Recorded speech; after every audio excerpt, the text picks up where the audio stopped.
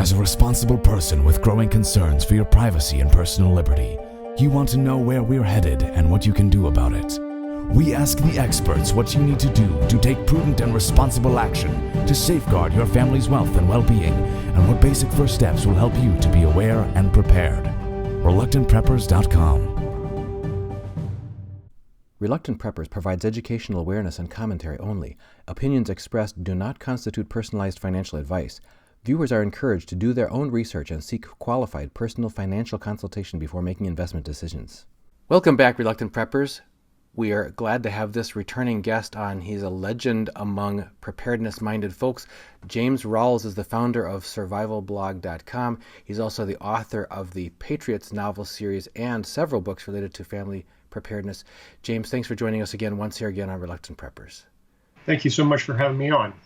We wanted to get you to weigh in with your perspective, someone who's been watching the risk posture and the risk reality of our financial system, which is one of the potential large causes that people watch with some concern in the preparedness community.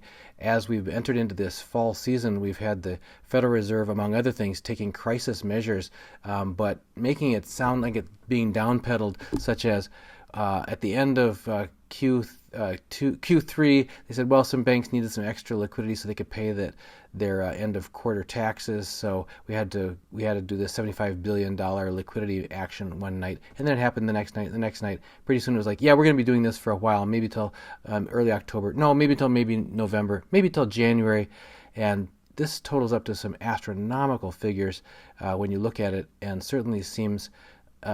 Question rises in the minds of people who are concerned about watching for early signs of a potential financial collapse. Should this kind of apparently crisis action on the part of the Fed be reassuring to us that the powers that be have things well in hand and are watching out for the good of stability of the banking system, or should this be sounding all the three alarm bells in our mind, saying that, look, they're acknowledging through their actions that they're in full-blown crisis abatement mode, and we should be aware of that.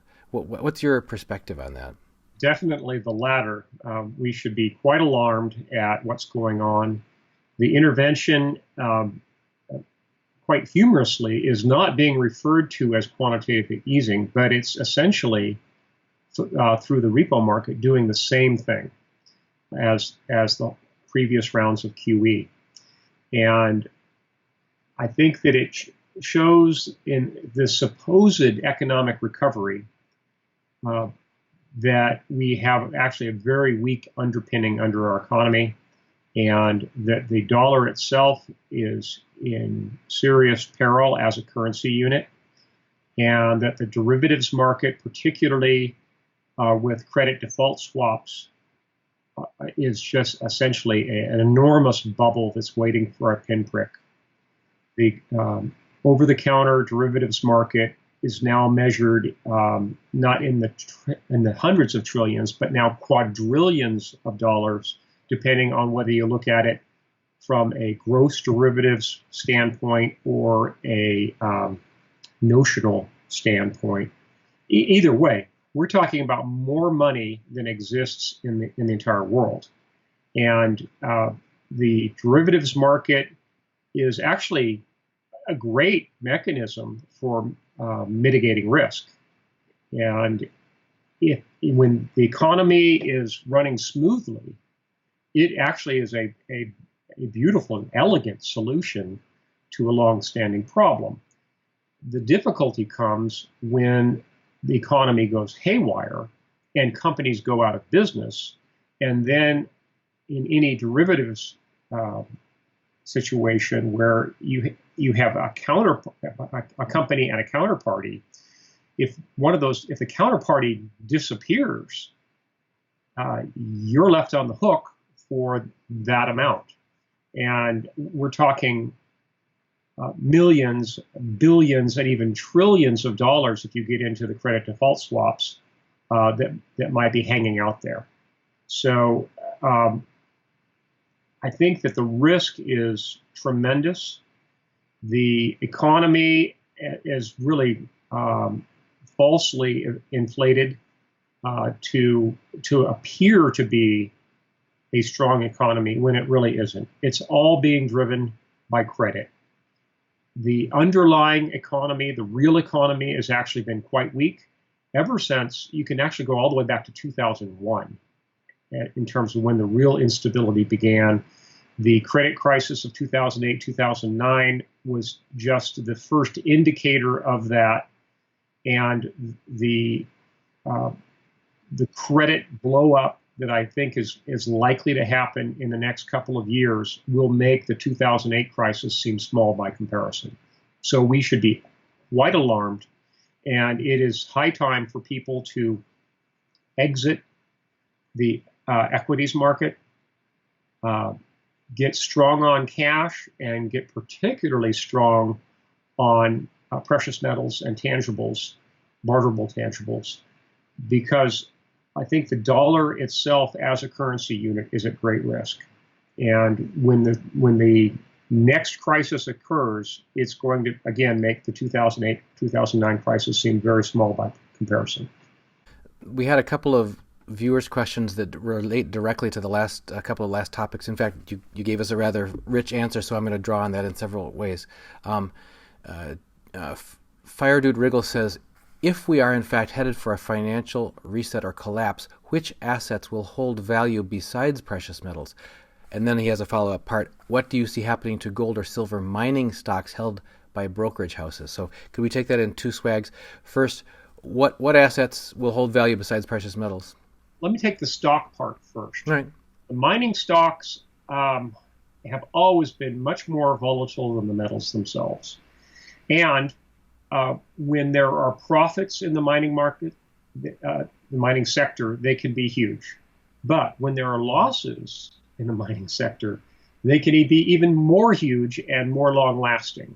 So I really am not a proponent of mining stocks at all, unless one particular individual happens to have inside knowledge about a particularly large strike that has not been announced publicly.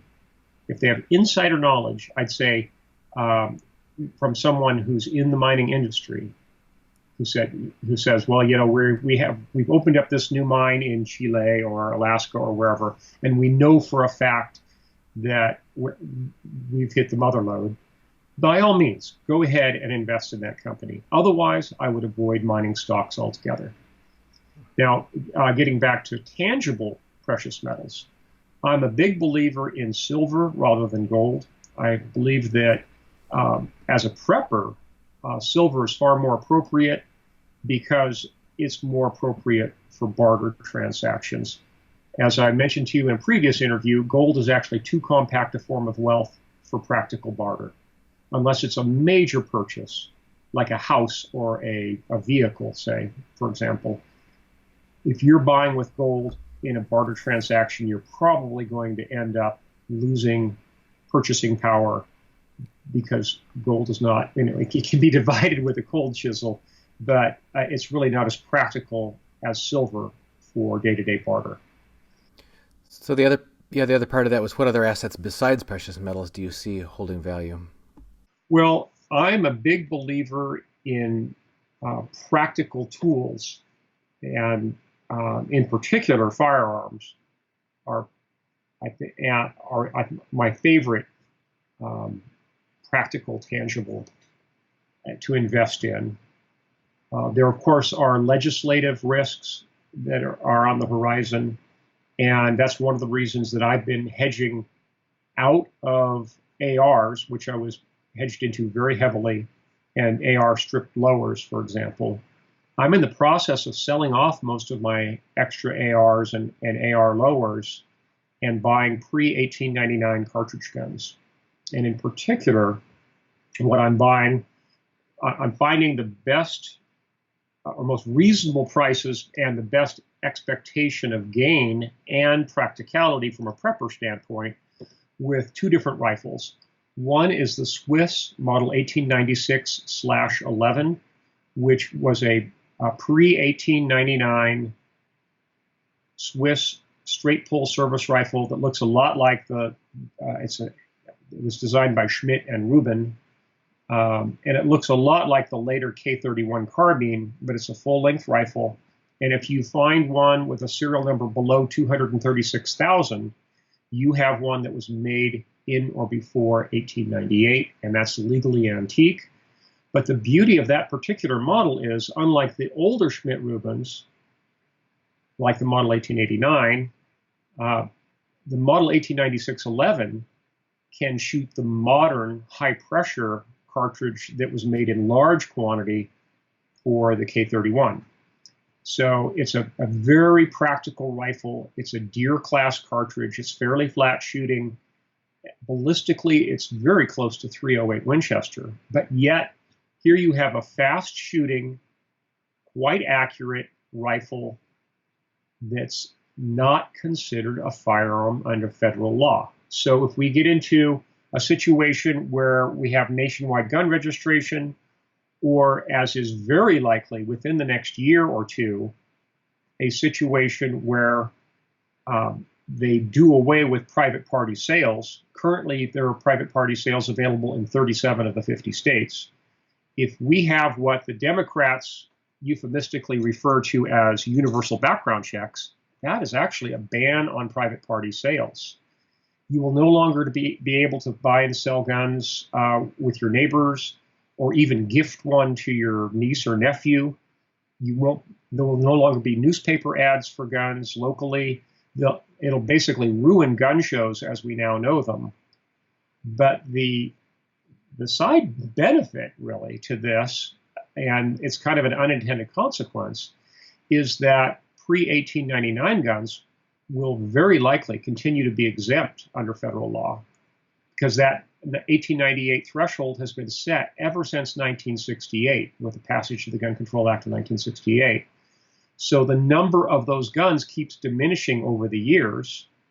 So for the congressman to claim that suddenly, magically, there's now a federal nexus under the Commerce Clause for interstate commerce on a gun that's 120 years old is just absurd. So I think they will continue to be exempt.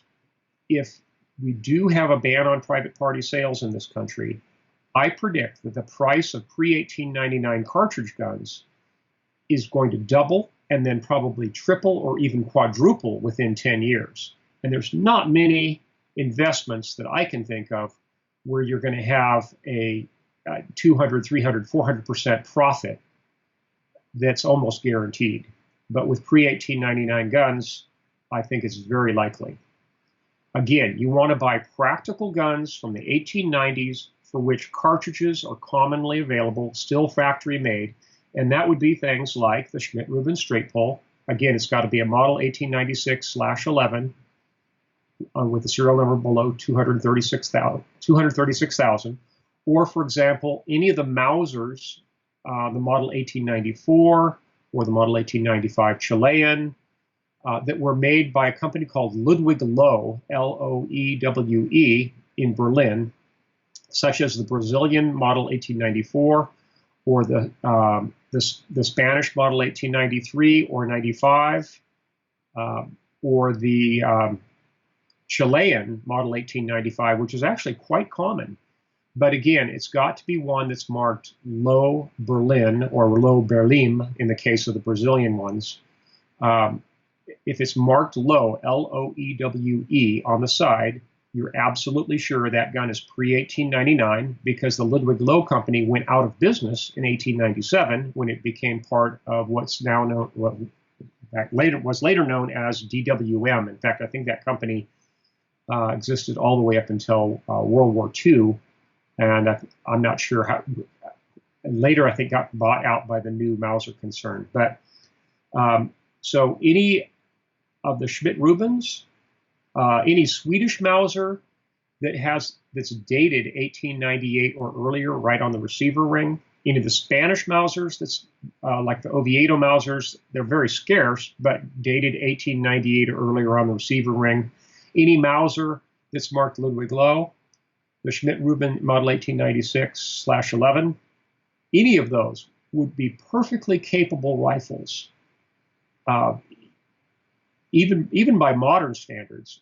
They can be, you often find them sporterized, and if that's already been done to them, then you don't feel bad at all about modifying them further by adding a recoil pad or adding scope mounts or whatever. If the fore end has already been chopped on a rifle, it's already lost its collector's value. So you might as well go ahead and turn it into as practical and tactical a rifle as you can. Hope that's not too much detail for you. No, that's focused on one very important asset type. Anything else other than precious metals or those antique rifles? Maybe to a small extent, compact tangibles that can be carried if you have to bug out, even if you have to bug out internationally, and that would include things like Swiss watches, and perhaps platinum, palladium, rhodium. And I'm not really a big fan of any of the semi-precious or precious stones because of the assay issues in terms of judging their quality. At least with precious metals, you're fairly confident about what you're buying, especially if you buy slabbed numismatic coins. And there I would buy low-grade U.S. Silver or gold coins in anywhere from AU 58 to MS 61 or 62, but no higher, because what you're buying is primarily the metal's value rather than the numismatic value of the coin. But if it's slabbed, you're 99% sure that that's a genuine coin. Right. It's the recognition value that you're going for. Right. Right. And of course, the bulk goes up. It basically doubles or triples the weight, and triples or quadruples the volume because it's in a big plastic slab. So they're not quite as compact to carry, but the recognition value is there.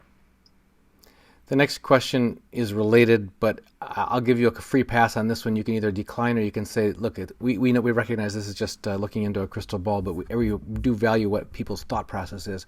Roger says, I have 90% of my assets in physical gold and silver. How long till we see $1,700? I assume he's talking about gold per U.S. ounce. If we have a financial crisis, it may be just 2 or 3 months before we see $1,700 gold. But at the current rate, assuming that Trump stays in office, and then perhaps if Trump is reelected, and assuming the Federal Reserve is able to kick the can farther down the road, if they continue to inflate the bubble for a few more years, we're still going to at least see $1,700 gold within 2 years. So that's a decent return from where we are right now, and it's certainly a fantastic rate of return compared to where we were several years ago.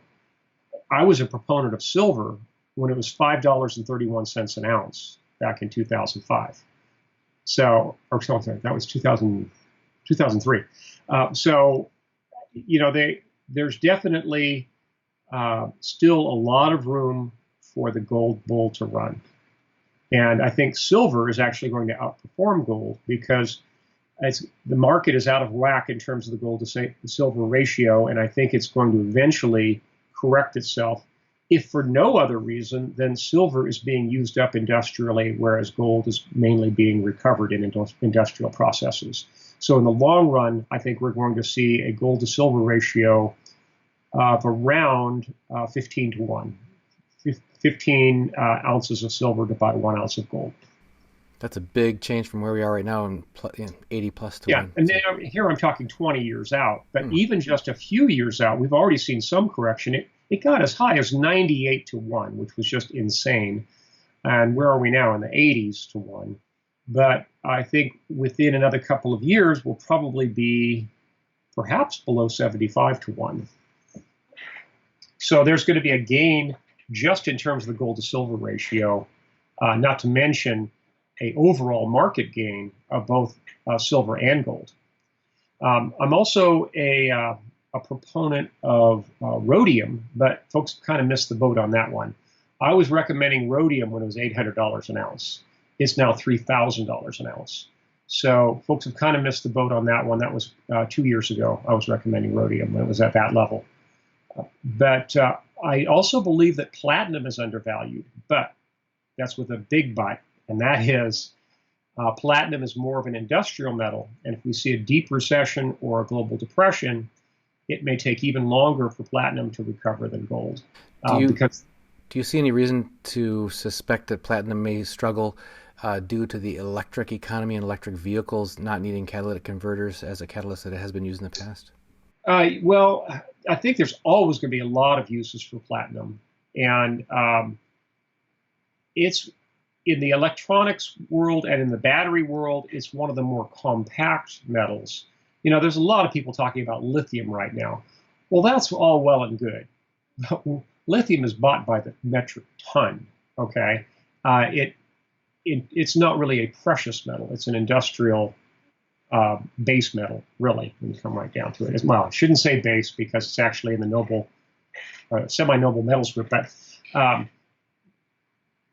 think that platinum, palladium, rhodium,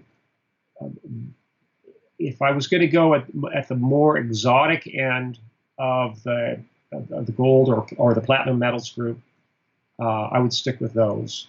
And I wouldn't go into, certainly not into physical copper or God forbid, physical lithium. I don't know how you would even store that.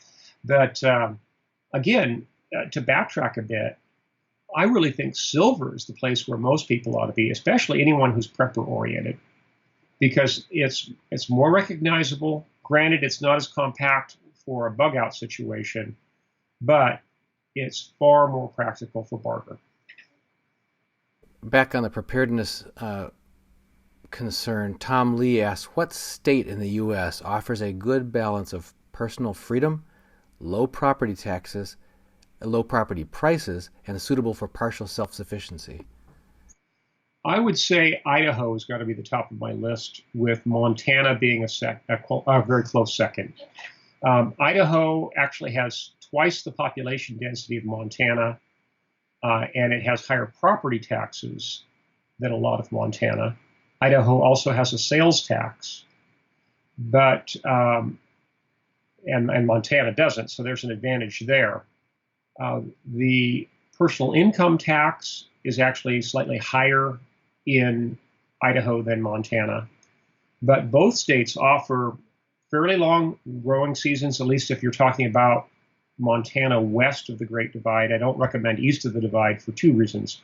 One is the climate. The east of the Great Divide is an entirely different climate than west of the Divide. East of the Divide, you have very long winters, horribly short growing season, very unpredictable weather. The only way you're really going to have any reliable gardening is under glass. But west of the Divide, it can be quite good, especially in the low river valleys. If you're looking at like the Clark Fork River Valley or the Kootenai River Valley, it can be quite good. Idaho, especially what's commonly referred to as North Idaho, basically from Moscow, Idaho, north, all the way to the Canadian border, I think is quite good. The growing seasons are good, again, in the low river valleys. And you, in addition to being a low elevation, you also want to pick out a place with southern exposure. Because if you get a place at low elevation but with a northern exposure, you're going to have snow on the ground for 2 extra months each year. That makes a huge difference for gardening. You just took me back to when I was in junior high and was doing 2-week backpacking trips in the Rocky Mountains with Boy Scouts. And each morning we would get up, and it was absolutely true that wherever the valleys were shadowed by by mountain peaks, there it looked like glaciers. It was just snowpacks, and this was in August. We were there in August, and there were snowpacks in the shadows of those peaks. Kurt Hoffman asked a related question: is there much talk of or interest in the American Redoubt? And could you explain to people what that is and why it's important? Sure. Yeah, I actually coined that term. The American Redoubt refers to a strategic relocation scheme for conservative Christians and Jews to basically congregate and consolidate in 5 western states, and those consisting of Idaho, Montana, Wyoming, and then the eastern halves of both Oregon and Washington. And the whole concept is twofold. One is that those are very practical areas from a preparedness standpoint, because most of that area is served redundantly with hydroelectric power. And if the national power grids go down, the grids will reconstitute in those states quicker than anywhere else in the country. And possibly in just a matter of minutes, if the eastern grid and the western grid were to go down for any reason other than solar flares or an EMP, if it was for economic reasons or whatever, where people aren't showing up to power plants, if the grids were to go down, they would come, because it's all hydroelectric power, the power would come back up in the American Redoubt quicker than anywhere else in the country. The other goal of the American Redoubt project, or movement, if you want to call it that, is political. And that is to move to what are already conservative states and make them even more conservative, consolidating Republican and Libertarian control of those states to essentially form a bastion, a political bastion of conservatism where it's politically unassailable. So you'd end up with Republicans or Libertarians in the majority of seats in the state assemblies, the state senates, and in the governor's mansions. Those would all be held by Republicans long term. And I think that if you look at the demographic trends in the United States, you have a lot of states that have been recommended for preppers over the years that are looking less and less viable because of taxes and gun laws, because those states are turning purple. They were previously red states. They're in the process of becoming blue states. And here in particular, I'm talking about states like Texas and Colorado. They're going purple and eventually may go blue. Now, in the case of Washington and Oregon, those states also have fairly liberal legislatures, and I don't hold out a lot of hope for those states as they're currently constituted. I think they're going to go the way of California, but the real flyer here is that both Oregon and Washington are very likely to partition themselves east to west, because the people who live in eastern Oregon and the people who live in eastern Washington have nothing in common with the people who live west of the Cascades. The eastern Oregon folks and the eastern Washington folks are, by and large, Christian, conservative, God-fearing, gun-owning folks. The folks in the western parts of those states, west of the Cascades, tend to be liberal, metrosexual, godless, just dyed-in-the-wool Democrat folks. So I think as the divide between East and West in those two states gets more and more pronounced, it's almost inevitable that those states will partition and we'll end up with the 51st and the 52nd state. And the new states that are formed east of the Cascades will be very conservative. That's interesting. Outcome to anticipate is that partitioning, rather than just the transition, as you mentioned, happening in Colorado and Texas, where they just, out of sheer numbers, flip the whole state. Although there may even be a partitioning movement in northern Colorado as well. There are probably 12 to 15 counties in northern Colorado that have a lot more in common with Wyoming than they do Colorado. And I wouldn't be surprised if they either seek partition to become a separate state, or if they seek reassignment to be part of Wyoming. As long as we're on the political topic, Victory CSA asks, do you anticipate mass civil unrest leading up to the 2020 election or shortly after the votes are counted? I think, if anything, if there's unrest, it'll probably be on the part of disaffected Democrat voters who are from the extreme left fringe, the Antifa crowd. And I think that's only likely to happen in the event that we have another electoral college upset where the popular vote goes to the Democrat candidate, yet the electoral college vote goes to the Republican candidate, just as we saw in the last presidential election, where Hillary Clinton actually won the popular vote. If we see a repeat of that, then we very well might see some rioting in urban areas. And that just goes back to one of my old adages, which is avoid crowds. Don't be in an urban area when there are riots. And in corollary to that is, if you are in an urban area, avoid the crowds, especially if there are riots. Yeah, just keep out of those areas. Yeah, you don't want to be on the street in that kind of situation, regardless of your politics. It's just an inimical environment.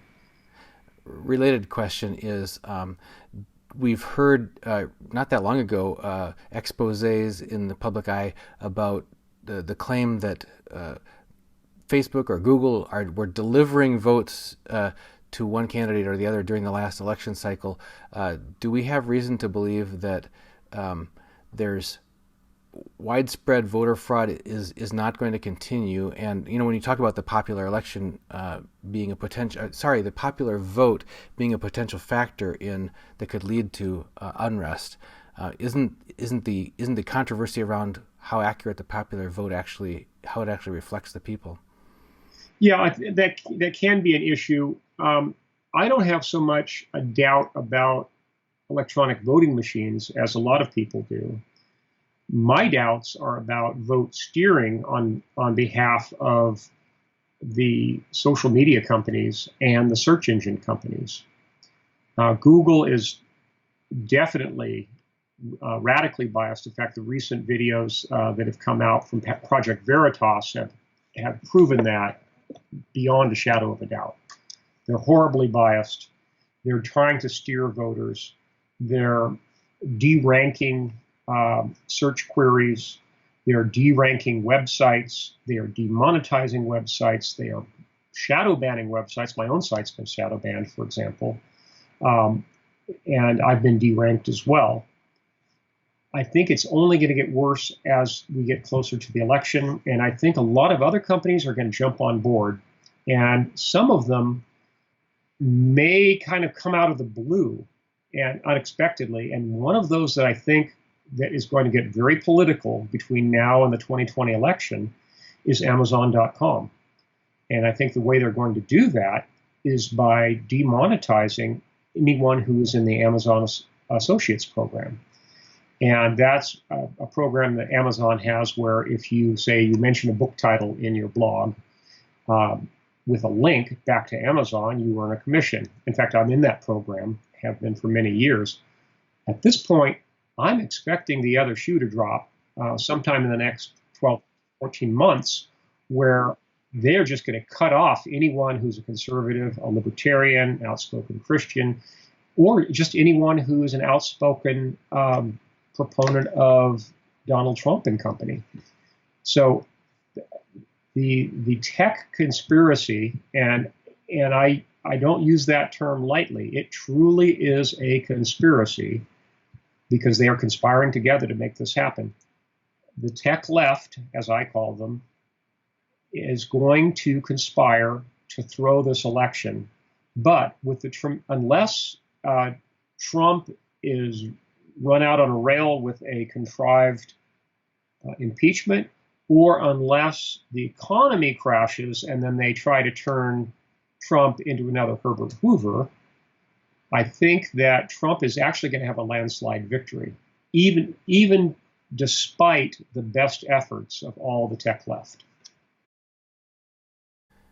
I have to mention, since you mentioned demonetization and the censorship that it imposes and that sort of thing, folks, if you've heard me say before, and it's absolutely the case, that more than half of the videos that we post on our channel are flagged by YouTube as not advertiser friendly, and we have to appeal that manually and hope that the appeal gets reviewed and turned in our favor in time to actually catch any meaningful traffic, which tends to be very front loaded to right at the time of the video going live. So our ability to carry on our mission here is in the hands of, in too big of a way, too concentrated in hands that we have no control over.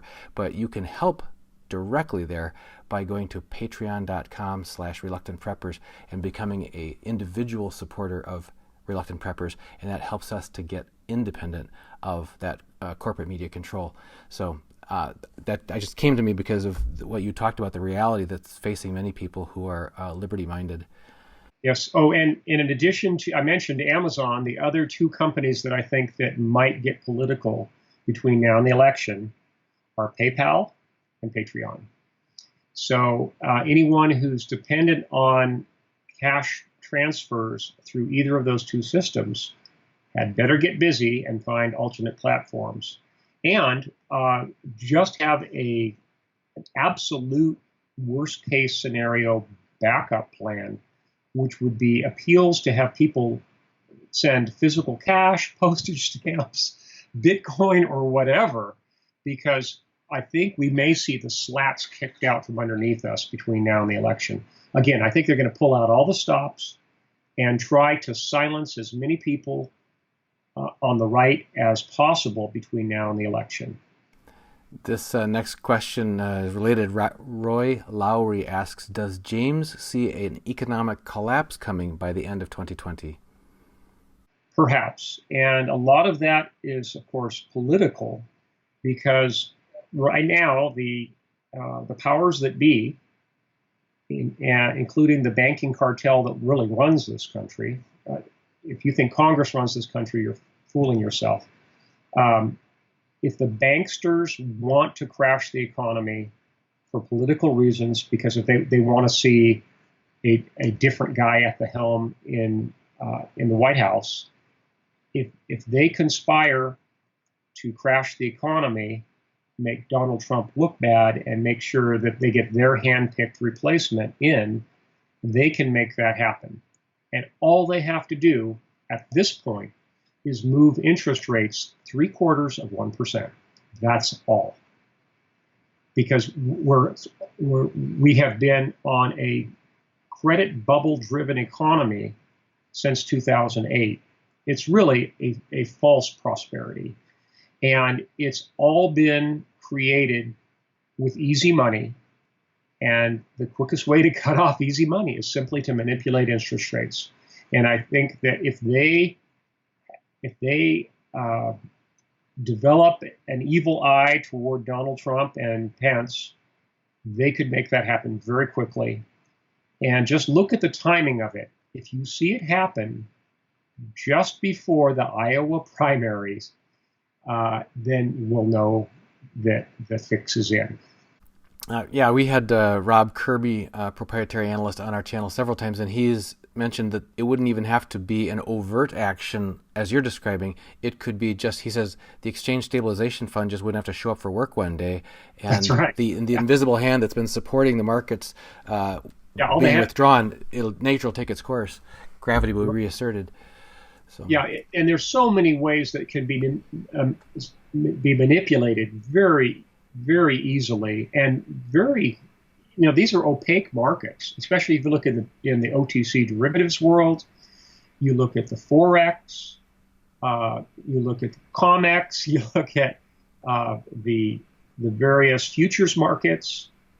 There's a lot of things that can be manipulated very subtly, and I don't think one man in 1,000 will really realize what's happened until after it's completely fallen apart.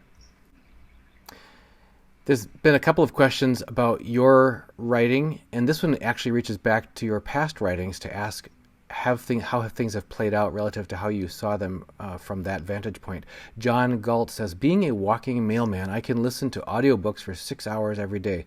About every 2 years, I re-listen to the Patriot Series. Is there anything that doesn't fit today that did when you wrote the series the first time? I have the 2009 edition, such as, could Todd Gray and Company keep hidden with drone tech being what it is today?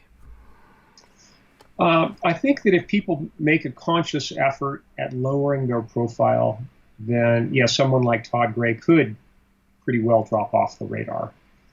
But with social media and the ubiquity of smartphones, which I didn't foresee when I wrote the book, the first book in the series, um, I think that we are definitely at greater risk. And the between smartphones and the recent advent of a technology that most people have not heard of, and that's ALPR, that's automatic license plate readers. Between smartphones and ALPRs, anyone who's in a position of government authority can track the whereabouts of any citizen at any time, because the smartphone locations are kept constantly. And if you'll notice, the designs of smartphones, especially in the last 4 years, have had sealed outer cases, so you cannot remove the battery from your smartphone easily. There's only a few brands on the market where you can easily remove the battery. So even if you think you're turning your smartphone off, it may still be tracking your location.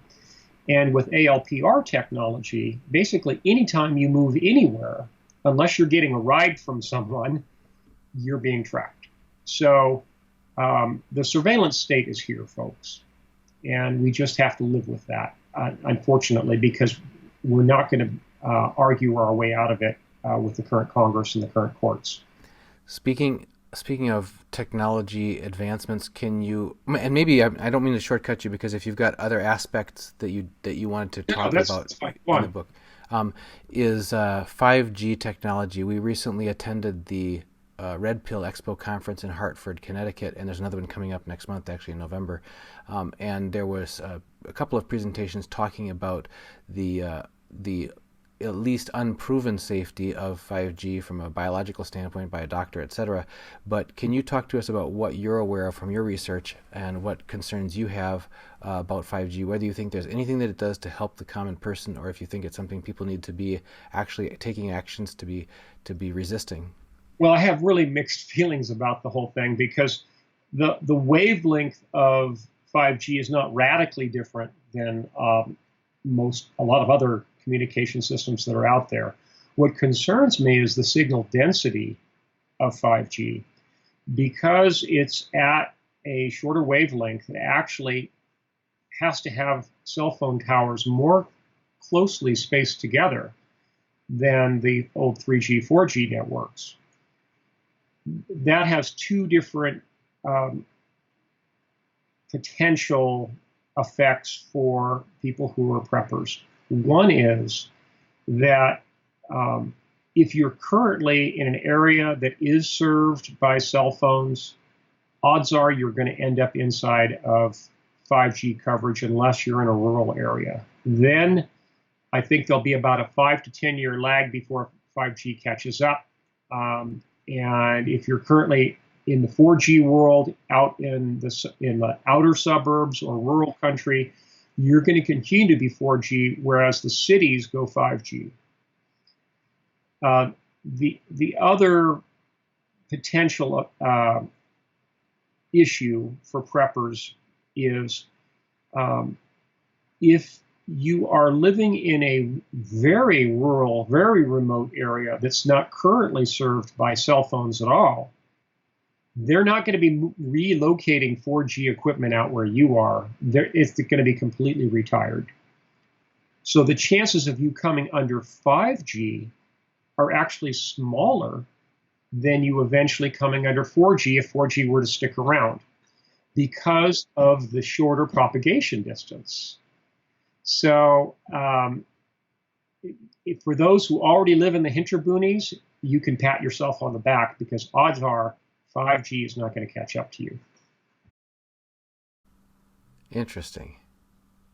As long as we're talking about communication preparedness, what are your recommendations that people should be considering if they want to make sure that they can stay in touch with their strategic neighbors, local partners in the food chain, and food producers, that is, and any family members, that kind of thing, in the event of a grid down or a cell down situation?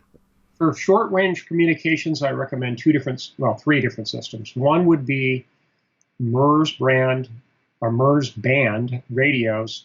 That's the multiple user radio service, MURS, which is the same frequency set that's used by the Dakota Alert System, and in the spectrum is right next door to the National Weather Service frequencies. So on one handheld walkie-talkie, you can have push-to-talk from MERS, and you can monitor weather alerts from NOAA, and you can have alerts from your Dakota Alert driveway alarm, all on one walkie-talkie. I think that's the main system that people should get for short range. And up until September 30th, there was a radio on the market, and there are still some out there, which are Baofeng UV5R handheld multi-band radios. The FCC just did away with them. They declared them not type certified or part certified because they could transmit on both shortwave ham frequencies and the family radio service FRS and the GRMS band.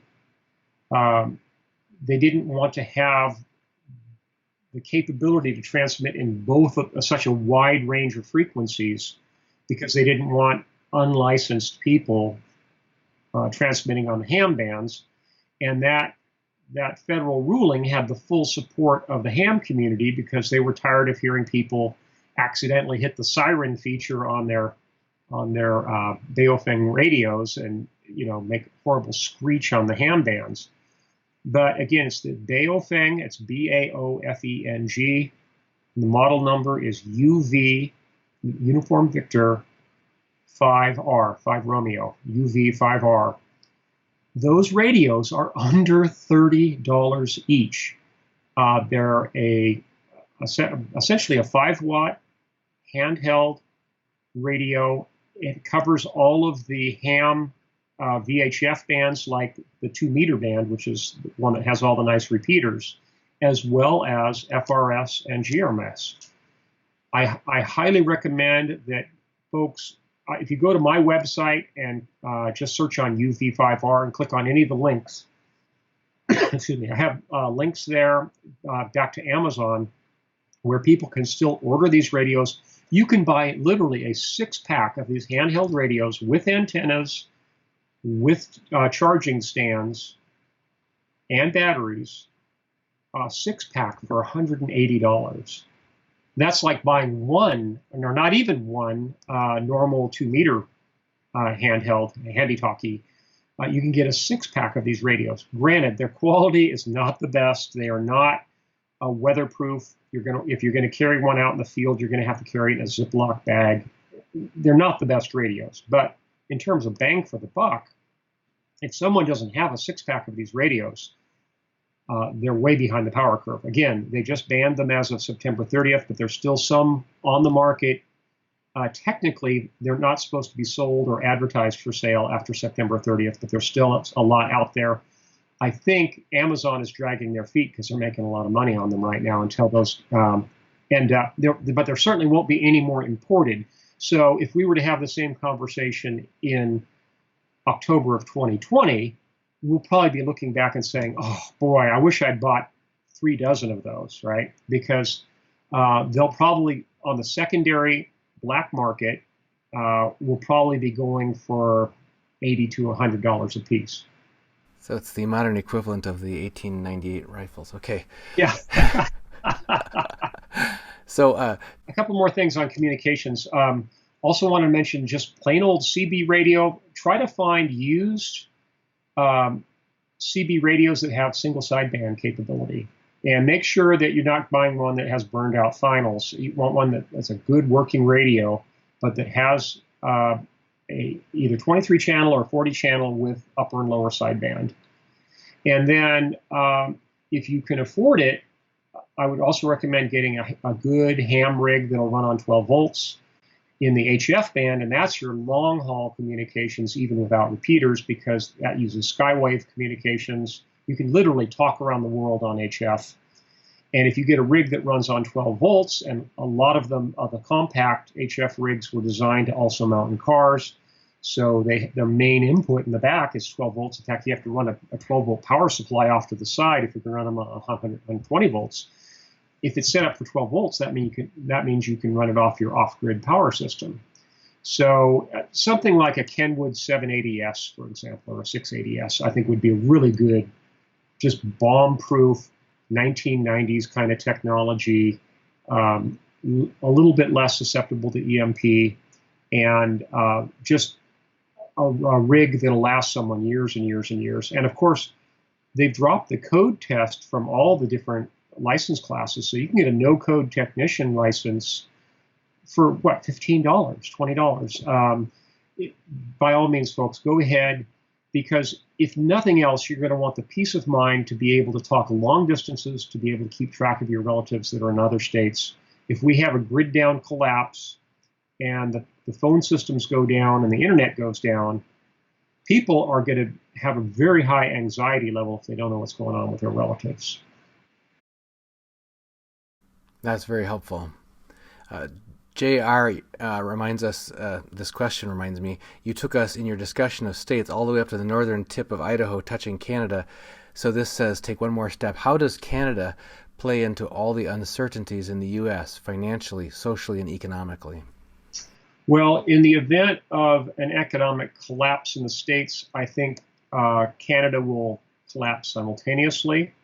In terms of banking privacy, I do know some folks who have opened Canadian bank accounts. There's not that big of an advantage in it, except one, and that is you can also have a safe deposit box in Canada. And if someone wants to have an option, if they have Canadian relatives, if they want to have an option of keeping some money physically outside of the United States that's beyond the reach of the U.S. government, then you might want to open a checking account in Canada and get a safe deposit box, maybe to store maybe a small portion of your precious metals.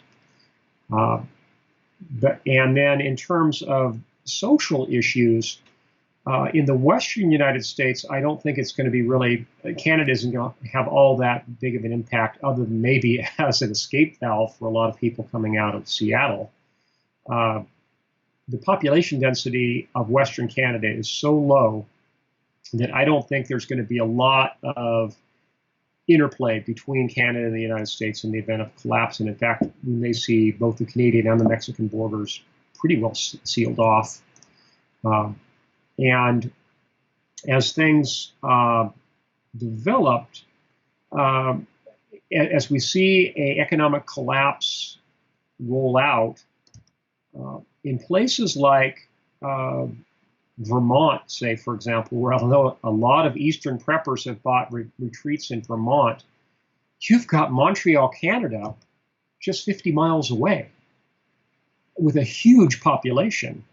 And the poor folks in Vermont are going to get slammed from two directions. They're going to have people coming from New York, and they're going to have people coming down from Montreal who don't even speak the language. So there might be some societal issues that take place in the event of a collapse that people really need to think about. That's interesting. We have one more question, speaking of economic collapse, from Gregory Todd. Do you think hyperinflation will be much worse here in America since we have the world's reserve currency as well as being the biggest debtor nation?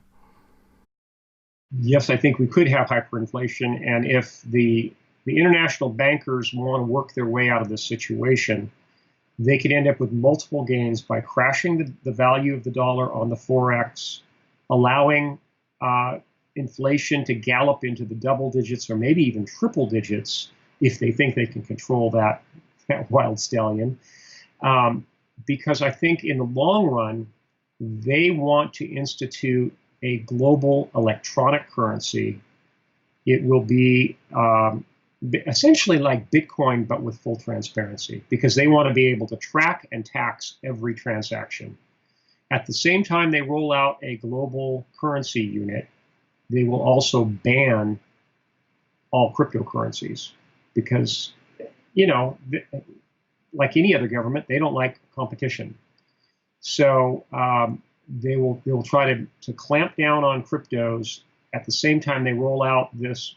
It's going to be a much vaunted solution because it's the old Hegelian dialectic. They're going to create the problem, and then they're going to come out with this beautiful solution, which is this currency, electronic currency unit, which they will control, which it will basically do away with all gray markets and black markets. They'll claim that it'll do away with most street crime because all crime is retail when you come right down to it.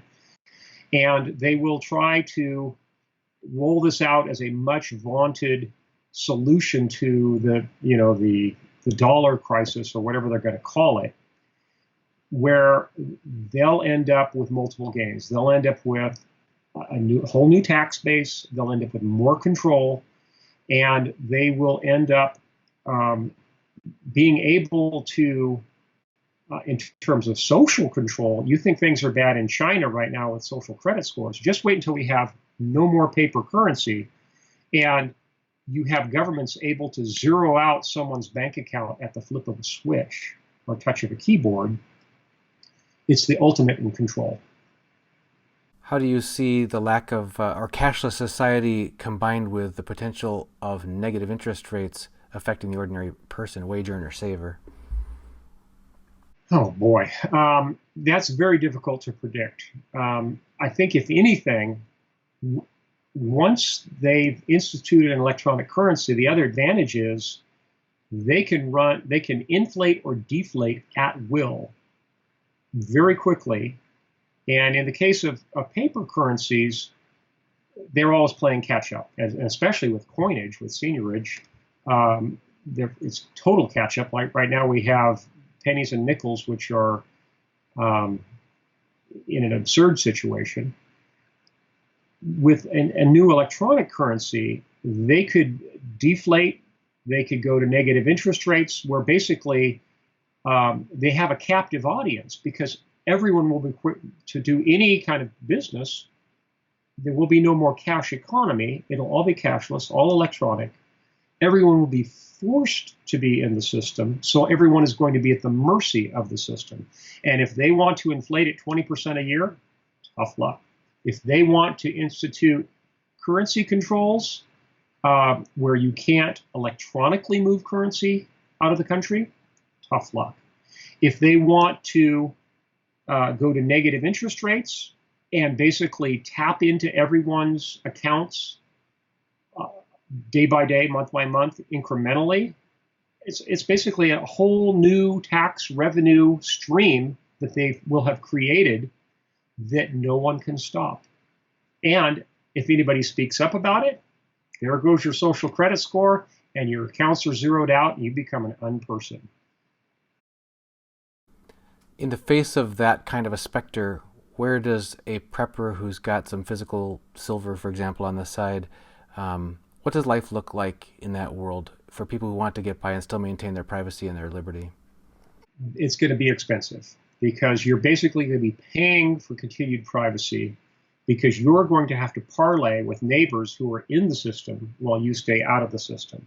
And that means every time you make a transaction out of your nickels or your precious metals, out of any barterable tangibles, you're going to be losing money with every transaction. Every time you need to buy gasoline, every time you need to buy a dozen eggs or whatever, you are going to have to pay for the privilege of privacy, and it's going to be expensive. You're essentially going to be living like a refugee in your own country.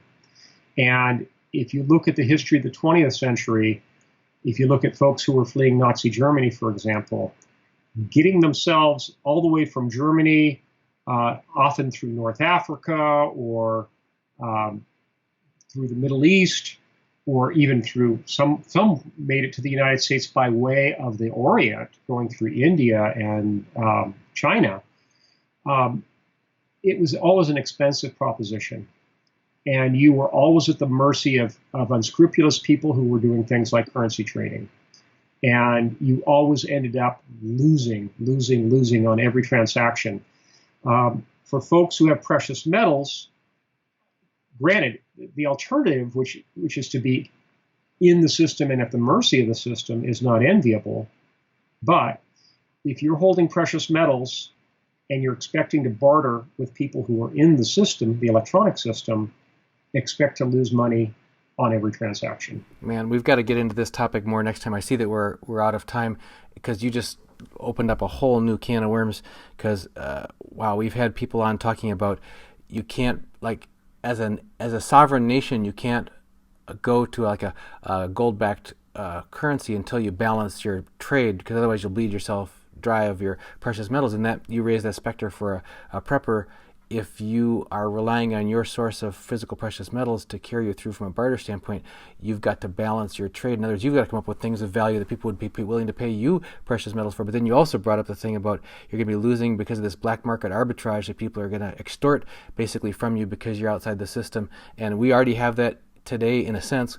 When you want to pay cash to use the toll roads, you pay typically twice as much as you do if you do electronic transponder. So there's a lot more we can dig into there, but we're just out of time. So we're going to have to let you go. Before we do, can you stick around for one more minute for a final question for our Patreon subscribers? Sure. All right. For those of you who aren't yet Patreon subscribers, remember, go to patreon.com/reluctantpreppers. You can sign up there and you'll get access to this bonus content as well as from all our other guests. And James, thank you so much for joining us here on Reluctant Preppers. You are welcome. God bless you. And God bless all your listeners. Hey, Reluctant Preppers, if you want to hear more of bonus footage from other guests we've had on, come on over right now to patreon.com/reluctantpreppers and access that bonus footage there. Take care.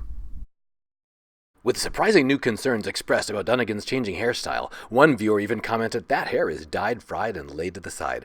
But what you're not being told is Dunnigan's hair needs no dye thanks to the wonderful vitamin and mineral regimen that Melody recommends, and is not laid to the side to cover any bald spot either, since Dunnigan's full head of hair is exceptionally well attached. However, Dunnigan does use hair products only as a disaster prevention because he's at severe risk of catastrophic emergency situations. But although there may be some changes you don't like to hair, this is one kind of change you'll definitely want to have on hand if the situation gets hairy. Pure silver. And for a limited time, your first ounce of silver can be purchased at spot price with free shipping on orders over $99 by going to sdbullion.com/rp. And you'll be supporting Reluctant Preppers as well. It's within your grasp to get your hands on the perfect change for hairy situations at sdbullion.com/rp. P.S. Dunnigan was not harmed in the making of this video.